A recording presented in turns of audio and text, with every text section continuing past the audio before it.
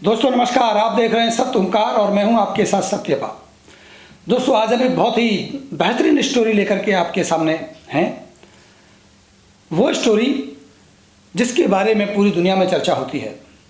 और आज हम बात करेंगे डायरेक्ट सेलिंग इंडस्ट्री को लेकर के, और हम चर्चा करेंगे कि डायरेक्ट सेलिंग इंडस्ट्री का उदय कैसे हुआ, डायरेक्ट सेलिंग इंडस्ट्री किसके दिमाग की खोज है, ये कैसे अस्तित्व में आई और कैसे देखते ही पूरी दुनिया में दुनिया का सबसे बड़ा व्यापार बन गई। दोस्तों शुरुआत करते हैं डायरेक्ट सेलिंग इंडस्ट्री का जन्म कैसे हुआ। ये कहानी शुरू होती है सबसे पहले 1890 से। 1890 में जन्मे एक व्यक्ति जिनका नाम था कार्ल रेनबर्ग। अमेरिका के शहर कैलिफोर्निया में उनका जन्म हुआ, वहीं पढ़ाई हुई और पढ़ाई होने के बाद डॉक्टर कार्ल रेनबर्ग नौकरी की तलाश में चाइना आए, अमेरिका से। और चाइना आकर के उन्होंने कोलगेट की कंपनी में जॉब किया। 1915 से 1927 तक कार्ल रेनबर्ग ने कोलगेट कंपनी में एज ए सेल्समैन जॉब किया।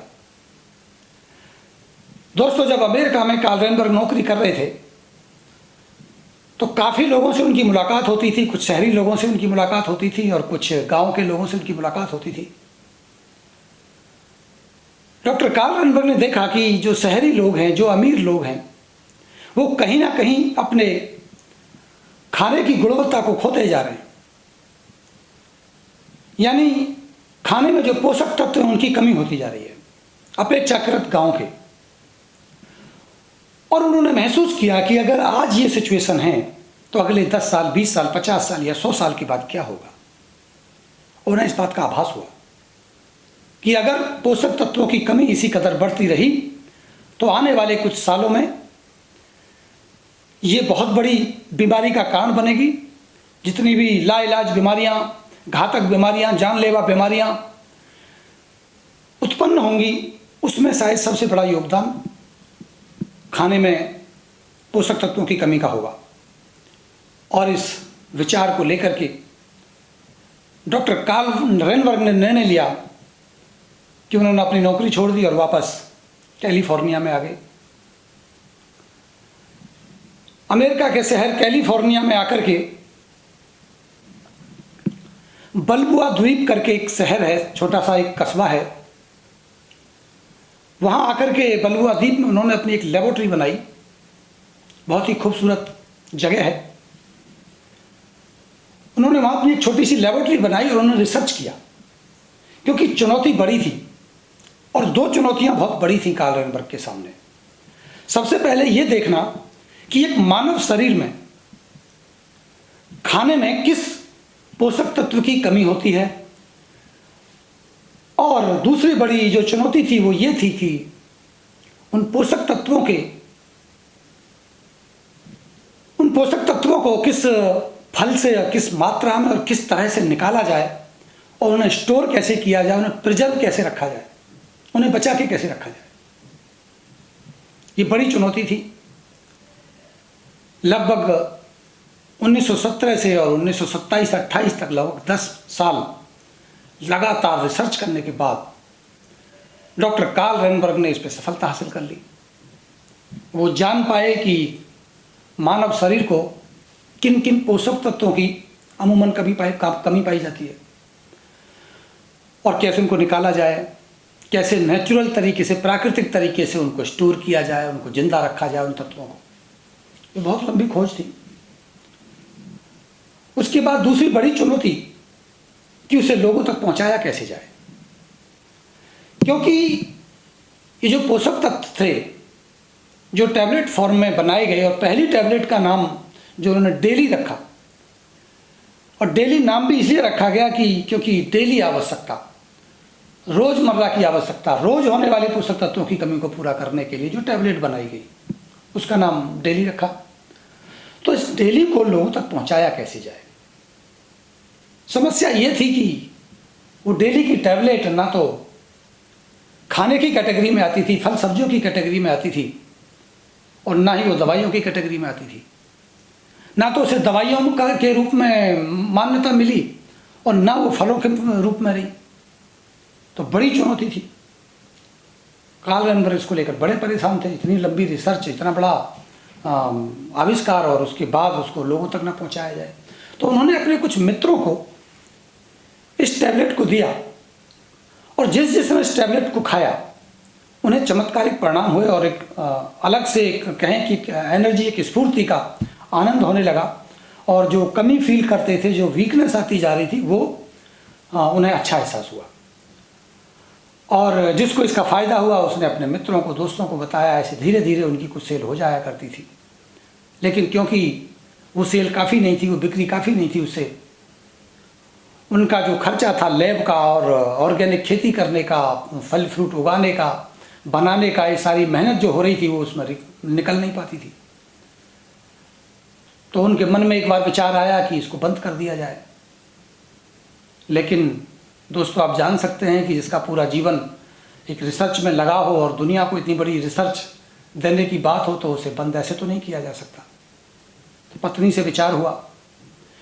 उनकी पत्नी ने, कार्ल रैनबर्ग की पत्नी ने एक सुझाव दिया और उन्होंने कहा कि क्यों ना हम कुछ सेल्समैन नियुक्त कर लें, भर्ती कर लें, उनको कुछ कमीशन दें और उनके द्वारा ये बिकवाएं, क्योंकि वो घर घर जा कर के लोगों को समझाएं कि पोषक तत्व क्या होते हैं, उनमें उनकी कमी किस तरह से आपको नुकसान पहुंचा सकती है। और ये टैबलेट है जिसे आप डेली एक टैबलेट खाएंगे तो आप पोषक तत्वों की कमी को पूरा करके अपने आप को स्वस्थ रख सकते हैं।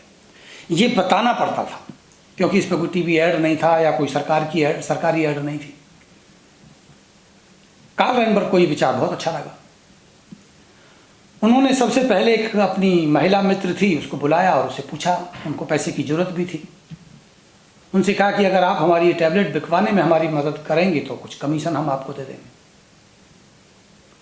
और उनकी महिला मित्र ने स्वीकार कर लिया इस प्रस्ताव को। जब महिला मित्र ने इस टैबलेट को बेचना शुरू किया तो कुछ ही दिनों में काफ़ी अच्छा व्यापार हुआ। और एक व्यक्ति को, एक सेल्समैन की सफलता को देखते हुए कार्ल रैनबर्ग ने निश्चय किया कि हम इसे बहुत सारे सेल्समैन भर्ती करके रख के कमीशन बेसिस पर हम इस टैबलेट को बिकवाएंगे, डोर टू डोर मार्केटिंग करवाएंगे और इसको जन जन तक पहुंचाएंगे। और ये सिलसिला 1928 से शुरू हो गया।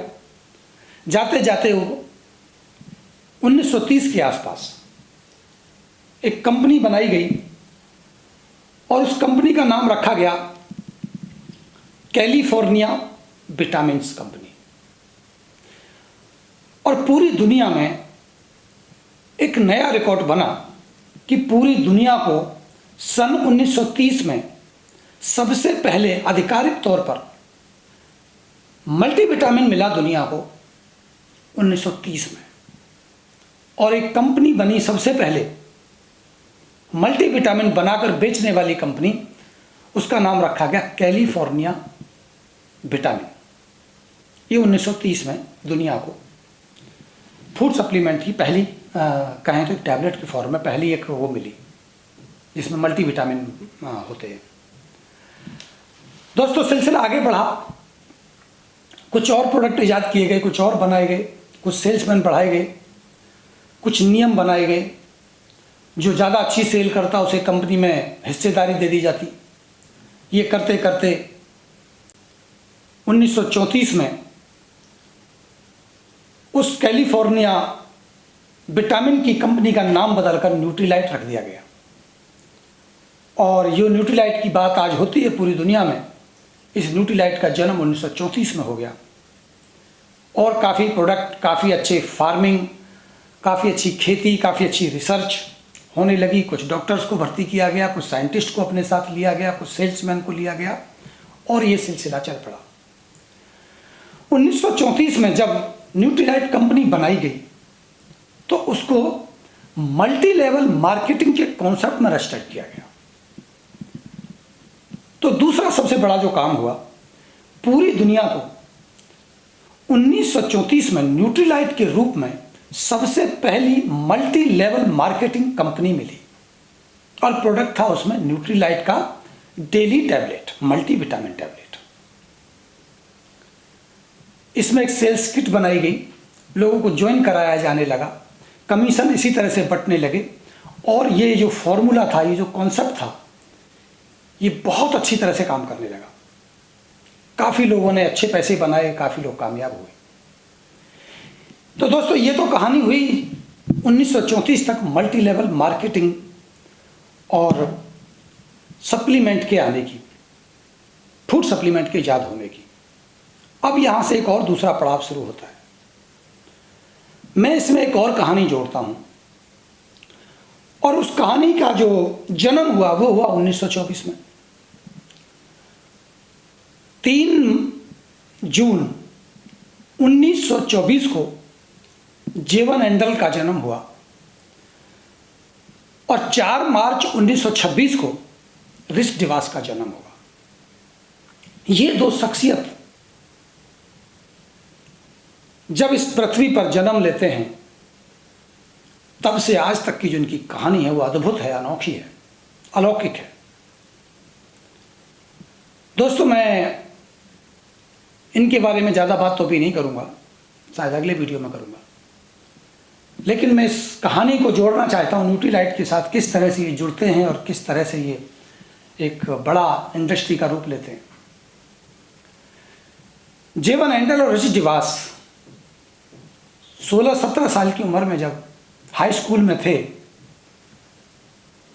तो ये ग्रैंड रैपिड क्रिश्चियन एक स्कूल है कैलिफोर्निया में, तो वहाँ ये पढ़ने जाते थे, हाई स्कूल में पढ़ रहे थे दोनों। तो एक दोस्त के पास कार थी और एक दोस्त के पास कोई व्हीकल नहीं था जाने आने के लिए। तो दोनों की दोस्ती हुई, और दोस्ती में ये तय हुआ कि मेरी कार रहेगी, आप पेट्रोल डलवाइए और हम दोनों स्कूल जाया आया करेंगे। एक छोटी सी पार्टनरशिप की शुरुआत यहाँ से हुई।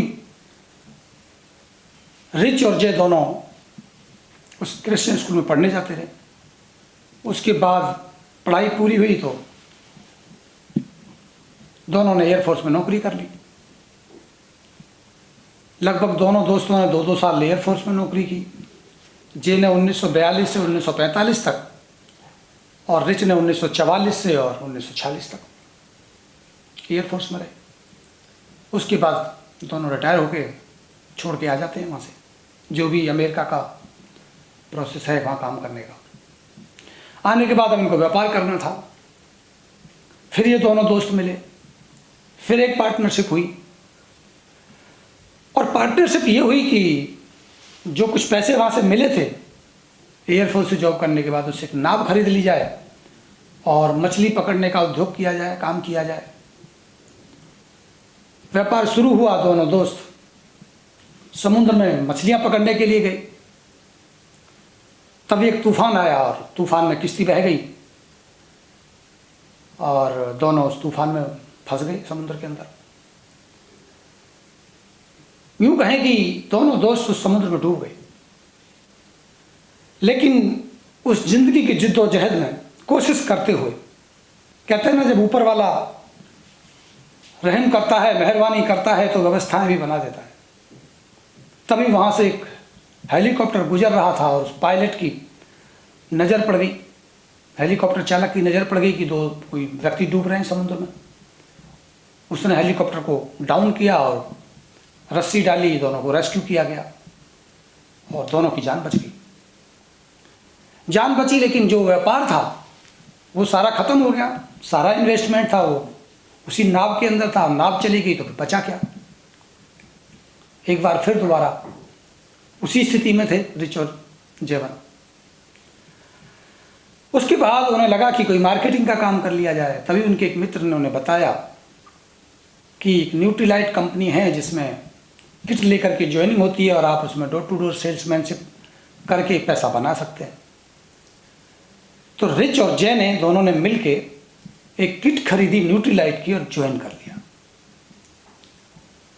ज्वाइन करने के बाद उन्होंने नेटवर्किंग में काम करना शुरू किया दोस्तों, और देखते देखते करीब 8-10 सालों में जो नेटवर्क खड़ा किया वो मल्टी लेवल मार्केटिंग में सबसे बड़ा नेटवर्क था। यानी यूं कहें करीब 5000 से ज़्यादा लोगों का नेटवर्क खड़ा किया रिच और जे ने मिल करके। बहुत अच्छा पैसा बनाया, बड़ी सफलता हासिल की। और ये ज्वाइनिंग हुई थी 29 अगस्त 1949 को, और 58 के आसपास जाते जाते लगभग 5000 का बड़ा नेटवर्क खड़ा कर चुके थे। उसी कड़ी में इनके एक कजन थे, उनका नाम था जारी। वो जारी ने बिजनेस ज्वाइन कर लिया, और जब जारी ने बिजनेस ज्वाइन किया तो उन्होंने एक एसोसिएशन बनाई और उसका नाम था द अमेरिकन वे एसोसिएशन। जुलाई 1958 को अमेरिकन वे एसोसिएशन बनाई गई जारी के द्वारा, और उसके बाद सितंबर 1959 में एमवे सेल्स कारपोरेशन के नाम से और एमवे सर्विस कारपोरेशन के नाम से रिच डिवास जेवन एंडल ने और जारी ने मिलकर के कंपनी को रजिस्टर्ड करा लिया, और जो एसोसिएशन बनाई गई थी अमेरिकन वे एसोसिएशन, उसको एडीए में तब्दील कर दिया, यानी एमवे डिस्ट्रीब्यूटर एसोसिएशन बना दी, और एमवे सेल्स कारपोरेशन के नाम से 1959 में लगभग एमवे की नींद पड़ गई। 13 लोगों को ज्वाइन कराया गया, 13 लोगों को डायरेक्ट स्पॉन्सर किया गया, जिसमें से जो एक टीम थी वो क्राउन बन गई, 3 डायमंड बने और 1 एमरल्ड बने, और जो 8 थे उनका पता नहीं चला वो कहाँ गए, उन्होंने बिजनेस छोड़ दिया, काम नहीं किया। 1964 के आसपास जब एमवे सेल्स कारपोरेशन और एमवे सर्विस कारपोरेशन अच्छा काम करने लगे, तो उसी समय पे विचार ये बना कि एमवे सेल्स कारपोरेशन को और एमवे सर्विस कारपोरेशन को बदल दिया जाए और मर्ज कर दिया जाए एमवे कारपोरेशन में, और वहां से एमवे कारपोरेशन की स्थापना हो गई। 1964 में एमवे कारपोरेशन की तरफ से सबसे पहले जो डायमंड बने वो जारी बने 1964 में। दोस्तों, इस कहानी में एक और कहानी में एक जानकारी के तौर पर आपको बताना चाहता हूं कि जब 1959 में एमवे बनाई जा रही थी, तभी भी रिच डिवास और जेवन एंडल न्यूट्रीलाइट कंपनी में as a salesman, as a networker काम कर रहे थे। उन्होंने अपनी जब कंपनी बनाई थी नई एमवे सेल्स कारपोरेशन, तो वो अलग बनाई थी न्यूट्रीलाइट से, और उसमें जो प्रोडक्ट रखा था जिसे आज हम एलओसी के तौर पर जानते हैं, और हम ये कहते भी हैं, हमने सुना भी है कि एलओसी एमवे का सबसे पहला ऐसा प्रोडक्ट है जिससे एमवे शुरू हुई थी। दोस्तों, एक साइंटिस्ट थे, उनका नाम था ओहिया। उन्होंने एक रिसर्च की थी, उनकी भी एक लंबी रिसर्च थी, 15-20 साल की रिसर्च थी। उन्होंने फ्रिस्क करके एक प्रोडक्ट बनाया था जो क्लीनिंग प्रोडक्ट था, जो ऑर्गेनिक था,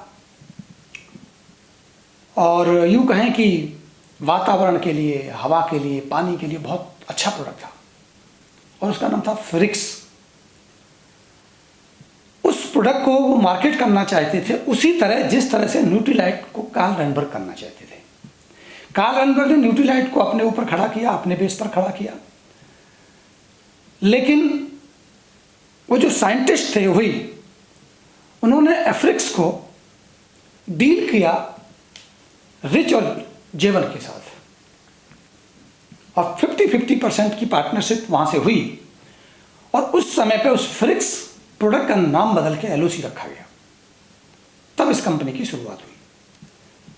1964 में उन्होंने फ्रिक्स को यानी एलओसी को पूरा का पूरा अपने अंदर मर्ज कर लिया, पूरी कंपनी को ले लिया, और साइंटिस्ट जो थे उनको अपने पास में एज ए पार्टनर या रॉयल्टी बेस पे अपने पास रख लिया। उसके बाद एक और कहानी शुरू होती है, वो आती है एसेट को लेकर के। 1960 के आसपास की एक और कहानी इसमें जुड़ जाती है। एक और प्रोडक्ट था डिट्रॉइट के नाम से, जो आज एसेट बना। ये मार्केट में अवेलेबल था, मार्केट में बेचा जाता था, बहुत ही अच्छा प्रोडक्ट था। इस कंपनी का शेयर भी इन्होंने खरीद लिया था और उसके बाद 1960 में इसको अपने साथ 50-50 पे मर्ज किया, बाद में 64 में ले जाकर उनको कम्प्लीटली मर्ज कर लिया एमवे के अंदर।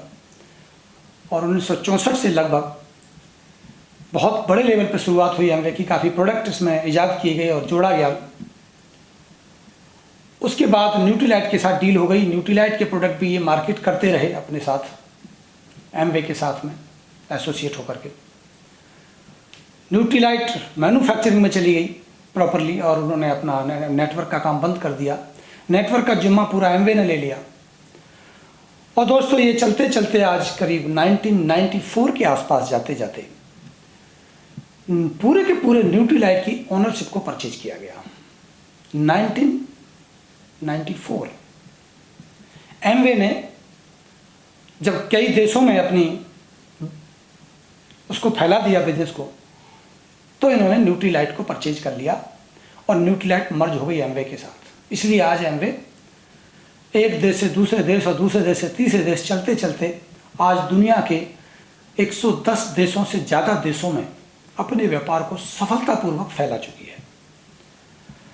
मैं आज एमवे की वर्थ और नेटवर्थ के ऊपर ज़्यादा बात नहीं करूँगा, क्योंकि समय को देखते हुए इस स्टोरी को मैं यहाँ बंद करूँगा। इसके आगे फिर हम और बात करेंगे अगली स्टोरी में। दोस्तों बड़ी बात यह है कि मैं इतना कह दूं कि एमवे पूरी दुनिया की इतनी बड़ी कंपनी है कि जिसका अंदाज़ा लगाना शायद नामुमकिन है। अगर आप समझ सकते हैं, गूगल पर जाकर के देख सकते हैं, तो एक चीज़ आप ज़रूर देख लीजिएगा, आपको एमवे के बारे में, एमवे के बड़े होने का अंदाज़ा हो जाएगा कि आप इसकी क्रेडिट रेटिंग को देख लीजिएगा। एमवे की जो क्रेडिट रेटिंग है वो है 5A+।